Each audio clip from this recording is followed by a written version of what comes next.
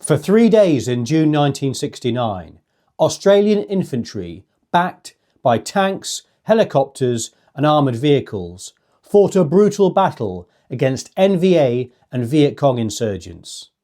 In a confined urban environment, the intense fighting unfolded street by street, house by house, and even room by room. This is the story of the Battle of Binh Ba.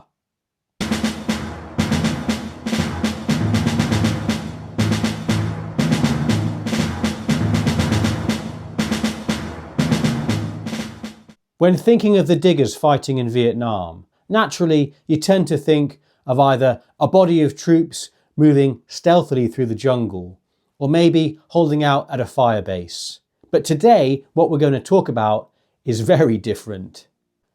In this battle, Australian troops would literally fight hand to hand, in close quarters urban combat, the likes of which they hadn't seen before in the entire Vietnam War in their sector. But how do we get to a situation where, incredibly, after 4 years in the country, the Australian task force found itself fighting North Vietnamese Army regular units only a handful of kilometres away from their main base at Nui Dat? So before we drill into the battle, let's set the scene and give a little background. In 1969, the Vietnam War was increasingly marked by intensified ground fighting and growing US and Allied efforts to shift combat responsibility to South Vietnamese forces. Attempting to exploit this, North Vietnamese regular units expanded their presence and put increasing pressure on the south of Vietnam, infiltrating the country. Therefore, from the early part of the year, the war shifted, and Viet Cong guerrillas in the south were being reinforced or replaced by regular NVA units. Many times these units were more willing to occupy terrain temporarily, not just ambush and disappear. One of those units was the 33rd NVA Regiment, a main force formation of the North Vietnamese Army. Typically numbering around 1,500 to 2,000 regular personnel, it was organised into 3 infantry battalions with supporting heavy weapons and specialist companies. The regiment had been infiltrated into South Vietnam, and after seeing combat in the Central Highlands against US and ARVN forces, was later redeployed further south to reinforce Viet Cong operations. The North Vietnamese plan was to directly challenge Australian authority in the province by occupying Binh Ba with regular NVA troops for at least 3 days. Binh Ba was the centre of economic activity for the northern part of the province, and therefore attracted considerable attention from communist forces, who used it as a source for collecting tax and also requisitioning food such as rice. This would be the first major threat to the Australian task force in Phuoc Tuy since the Battle of Long Tan in 1966. The 33rd Regiment would be tasked with moving into the locality, and elements of the 1st Battalion would be ordered to infiltrate the village. It was hoped their show of force in Binh Ba would display to the villagers the weakness of the Australians. However, unknown to the 33rd NVA Regiment, in the days leading up to the battle, they were being tracked by Aussie signals intelligence. 547 Signal Troop would monitor the NVA, crossing into the province and moving into positions to the north of Binh Ba from around the 2nd of June. To learn more about this secretive world, watch my video on Aussie spooks in Vietnam for more details. I'll put a link up at the end of the video. Although unsure of the 33rd Regiment's final objective, the Aussies could see them heading in the general direction towards Nui Dat, and in the days before the Battle of Binh Ba, 6 RAR would be sent to ambush enemy routes about 20 to 30 kilometres north of Binh Ba. It was hoped they would interdict any infiltration coming into the province from the north.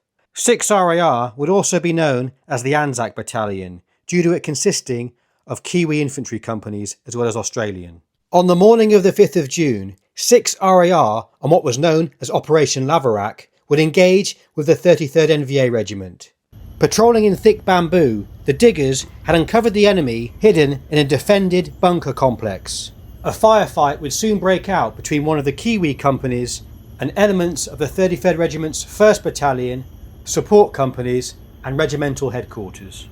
This engagement north of Binh Ba would be important in shaping what was to come next. On the evening of the 5th of June, the 33rd Regiment infiltrated the village, with the assistance of local guerrilla units and communist sympathisers within the village itself. Leadership then decided that one company and a headquarters element would remain in the village and split into cells, working alongside local Viet Cong elements. Up to 2 other companies were positioned outside the village and hidden in local rubber plantations or jungle, and their job was to ambush any relief forces sent from Nui Dat. Binh Ba was located only about 5 kilometres north of Nui Dat. The large village was designed by the French, linear in fashion and consisting of about 200 buildings, constructed with concrete walls, red tiled roofs and wooden shutters. The village was interspersed with nice clear roads with banana trees growing all around. Built around the 1930s during the French colonial period, its original purpose was to house farmers and rubber tappers who worked at the adjacent rubber plantation. Originally, when the Australians first arrived in the province, they had briefly stationed an infantry company there to garrison the village. But even though it proved a deterrent to the Viet Cong tax collectors, the Aussies decided to withdraw forces due to a lack of manpower. On the 6th of June, when Binh Ba was infiltrated by the NVA, the only Aussie infantry battalion available nearby at Nui Dat, 5 RAR, was either resting, training, employed on company operations, convoy protection, or on ready reaction standby. Now back at Nui Dat, the battalion had recently completed 6 weeks of continuous operations. Just after 8 AM on that day, the Battle of Binh Ba would be initiated. An NVA or Viet Cong insurgent would fire an RPG-7 from a village building at a passing Australian tank and armoured recovery vehicle. The round struck the tank and wounded a crewman. The tank commander returned machine gun fire at the house. Evacuating their wounded crewman, the tank crew would then alert the garrison at Nui Dat. It's thought possibly the battle was initiated earlier than planned by the NVA to relieve pressure on their other forces who 6 RAR had engaged the day previously. Other sources speculate it could have been an over-exuberant Viet Cong or NVA soldier. Either way, the battle had begun. A small South Vietnamese force approaching the village was driven back by heavy gunfire. The local regional chief of Binh Ba requested reinforcements. The tasking would be termed as Operation Hammer. A ready reaction force from Nui Dat, headed by Major Murray Blake, were tasked to investigate. After coming out of the initial briefing, he turned to his company sergeant major and stated, "There does not look to be much in this." He would come, I think, to regret those words. The initial force consisted of Delta Company 5 RAR, 4 tanks from B Squadron 1st Armoured Regiment, armoured personnel carriers and a supporting gun battery. Delta Company was suffering shortages of personnel and down to around 65 men. Due to this, corporals and sergeants would lead the platoons. As the force approached the village, civilians were warned off and told to move. South Vietnamese regional forces would deploy in blocking positions or posts outside of the village. The local district chief then reportedly told the Australians that civilians had left the village and that there were only 2 enemy platoons in Binh Ba. In fact, there was at least 1 NVA company embedded in the village, along with other elements and supporting Viet Cong fighters. Virtually every house had been commandeered and occupied by the enemy. Up to 2 other companies of the 33rd Regiment and their Viet Cong allies were also under cover nearby. It was up to the South Vietnamese district chief to give the Australians clearance to go ahead and engage the enemy. In authorising the assault, the district chief told the Australians regarding the civilians, "It is as clear as we could make it. Go in and do what you have to do." So he gave them the green light. One digger, Ray de Vere, recalled, "It was a difficult operation because we didn't know anything about the enemy when we arrived."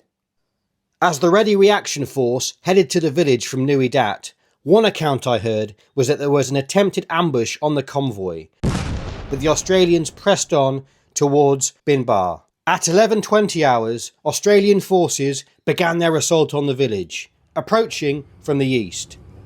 Centurion tanks were in the vanguard, and armoured personnel carriers carrying the infantry on the flanks and rear. Arriving at the outskirts of the village, they noticed about 30 to 40 men running around to take positions. The next thing that happened was a flurry of RPG fire from the houses, all aimed at the Aussie Centurion tanks. The tanks responded by destroying one by one the first 6 houses that were identified as the point of origin for the incoming fire. As the attack unfolded, Delta Company infantrymen were in the APCs. But soon, 11 platoon were ordered to dismount to assist civilians who were now fleeing the village, in contrast to the earlier confirmation from the district chief. This exposed the infantrymen to considerable danger, and some NVA troops even attempted to disguise themselves and blend in amongst the civilians. Major Blake, the commander at the time, would later state, "Escorting the civilians was my first bad decision." Other civilians were also found to have taken shelter in a school. The tanks would advance methodically in short bounds, using the village buildings for protection. Pulling up at each house, if the occupants refused to surrender, the tank crews fired HE shells or high explosive through the doors or shutters. Infantry would then enter the building to mop up.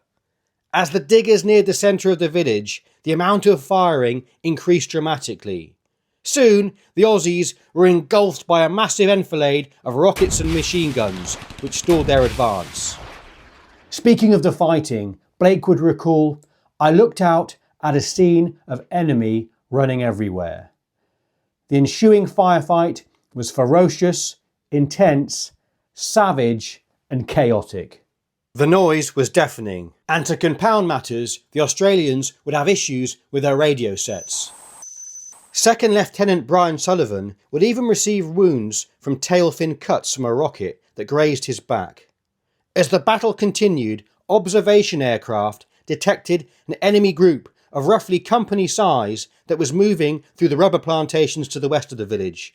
2 of the 4 tanks were dispatched and broke off to engage them. With the fighting continuing, one of the tanks would be hit by an RPG-7, which penetrated the turret, wounding 3 crew. Unable to traverse the turret and showing remarkable coolness under fire, the gunner continued to fire HE and canister at the enemy whenever they crossed his line of sight. Under withering fire and in danger of being overrun and low on ammunition, by 1300 hours, the Australians decided to withdraw to the south of the village. 2 Bush Ranger helicopter gunships came in to support the ground forces, attacking enemy positions and buildings at close range, as armoured vehicles exited Binh Ba. Dust-off helicopters would come in to evacuate the wounded. Although suffering heavy casualties, the Communist forces had successfully stood their ground and managed to repel the initial Australian assault.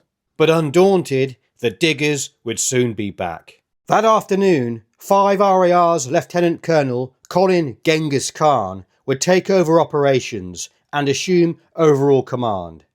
Khan was a dashing popular officer who was a staunch advocate of tank warfare. He would arrive with Bravo Company, an anti-tank platoon and 4 fresh tanks. Bravo Company would seal off the village exit and entrance points and guard the flanks. Delta Company would assault the village again, this time advancing on foot, but from the west. On reaching the village, each platoon would split up into 5 house clearance teams, each consisting of 2 to 3 soldiers each. Many of them would be led by private soldiers. And given this unusual task, Khan would later say, "The raw leadership of the private soldiers was outstanding." The second assault would begin at 14:20 hours. As the Australians approached the village, hidden snipers fired at the diggers, killing 1 soldier. Under this fire, showing grit and determination, the men pressed on. Centurion tanks would respond by firing on the sniper positions. Once they got into Binh Ba, a pattern evolved, as the small infantry teams cleared each house in turn. To dislodge the enemy, individual soldiers showed great courage, as they exposed themselves to hostile action while either providing covering fire or running into a house. In many of the shattered buildings, desperate hand-to-hand fighting occurred between insurgents and Australian infantrymen. Here's an illustration of the type of gutter fighting that occurred. Second Lieutenant John Russell, whilst alone, burst into a house. As he entered, he was shot at by a Viet Cong at close range. Luckily for Russell, the man missed, and Russell then leapt behind a screen. 3 enemy soldiers then punctured the screen with gunshots and hurled a grenade over the top of the screen, leaving Russell badly wounded. An NVA soldier then appeared over the screen, at which Russell greeted him with a bullet between the eyes. In the ensuing chaos, Russell hurled himself out of the door and escaped. Returning to his men, one of them said, "What are you doing here, Skip? You're dead." That house would later be identified as the local enemy village headquarters. Working their way methodically through Binh Ba, the infantry would pin down enemy with small arms fire when they could spot them. This protected the tanks from RPGs and allowed the armour to advance. Tanks would fire high explosive or canister into the houses containing enemy fighters. Soldiers would then enter the buildings, attempting to clear them room by room. As this occurred, fire came at the Australians from windows, doors and any other vantage points that offered the enemy cover. A digger, Roy Dodd, would recall, "The infantry had the hard job when we got into the village. Basically, we got in and fired upon the huts where we had been shot at from, and we moved further through the village. The infantry dismounted and actually went in and cleared these houses, hand to hand, one at a time. And there was a lot of bunkers in there. Street by street, building by building, and room by room, the diggers made their way across the village. But by dusk, the task was still not complete, and fearing being vulnerable in the dark, the Australians withdrew to a nighttime defensive position. During an overnight encounter, 2 enemy were shot dead. At 0600 the next day on the 7th of June, the battle resumed when Bravo Company encountered another enemy company strength force. Moving through the rubber plantations to the south of Binh Ba, a firefight developed until the insurgent force withdrew. Towards the end of the battle, North Vietnamese troops would begin dressing in civilian attire and attempting to blend in with civilians, making it harder for soldiers to identify who was firing at them. In many cases during the war, the enemy would reportedly use civilians as human shields, and there were reports that this likely occurred here too. Author Paul Ham would state, "In such a war, the Australians lost if they fired and lost if they did not." Around 10 a.m, another Australian assault commenced on Binh Ba, this time with armour and combat engineer support. The force would advance east to west in 2 mobile columns. Enemy resistance was lighter this time round, and the diggers found that most of the enemy force had slipped away in the night, leaving wounded or rearguard elements. Some NVA or VC had sought protection in bunkers and tunnels beneath the village, which needed to be searched. By late morning, the western part of the village had been cleared.